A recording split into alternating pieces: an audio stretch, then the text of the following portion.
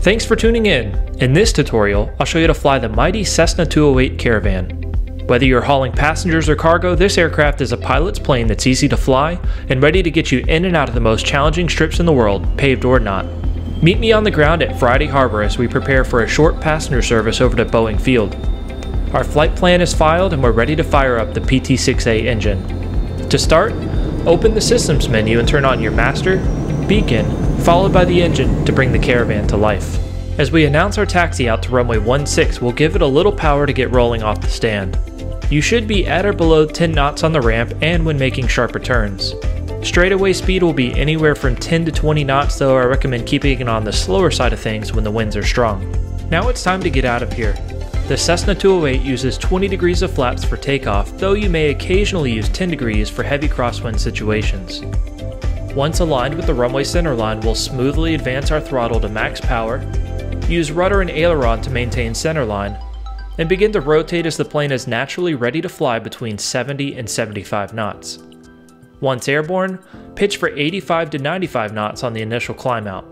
For short field takeoffs, perform a static takeoff with max power, brakes held, release, rotate at 70 knots, and pitch for 83 knots in the climb until obstacles are cleared.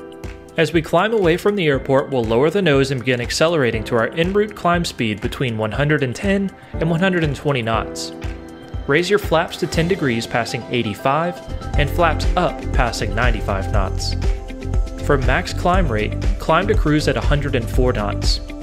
As I get established in the climb, we continue using max power and activate the autopilot, adjusting my vertical speed to maintain a climb speed between 110 and 120. We've reached the top of climb at 5,000 feet, and the nose slowly comes over as we accelerate to our cruise speed. The Caravan will typically cruise at 150 to 155 knots, though in turbulent conditions like we're in today, you should maintain between 125 and 140. This will help you absorb some of those bumps. If we find smooth air, we'll pick it back up to 150. The Caravan ceiling is nearly 23,000 feet, though you'll most commonly find it below 10,000 feet, sometimes in the teens for longer endurance flights. Just as quickly as we reach cruise, we're already ready to set down with the Seattle skyline on the horizon. In smooth air, you can take advantage of the Cessna 208's max speed limit of 175 knots by keeping the power setting the same, then beginning your descent as you accelerate. The same way you climb, adjust your vertical speed to maintain somewhere around 170. I like to use 170 as a buffer in case we encounter some turbulence to avoid overspeeding the aircraft. We're down below the SeaTac arrivals and have Boeing Field in sight, so we'll start to set up for the straight in to runway 14 left. As you might have guessed, the Cessna 208 is also quite flexible and capable when it comes to approach speeds. Flying into a big international airport, you can hold 150 all the way down final with the heavy metal and bleed off that energy late. Are you new to flying or getting into a tight spot? Configure early and take it right down to your landing speed.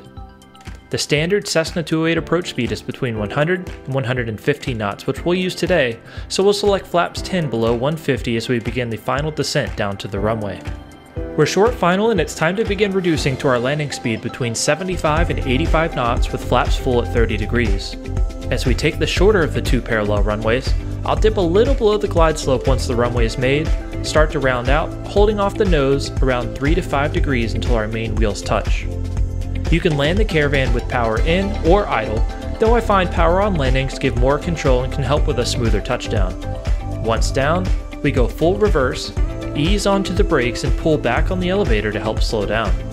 Clear the runway, retract your flaps, turn off your strobe and landing light, then make your way to your stand. Low speeds and some braking in the turn can really help navigate into those tighter parking spots. Now that you know how to fly the Caravan, take those skills off the pavement and explore some of the world's most challenging fields. Be sure to leave a like, subscribe for more, and I'll see you in the next one.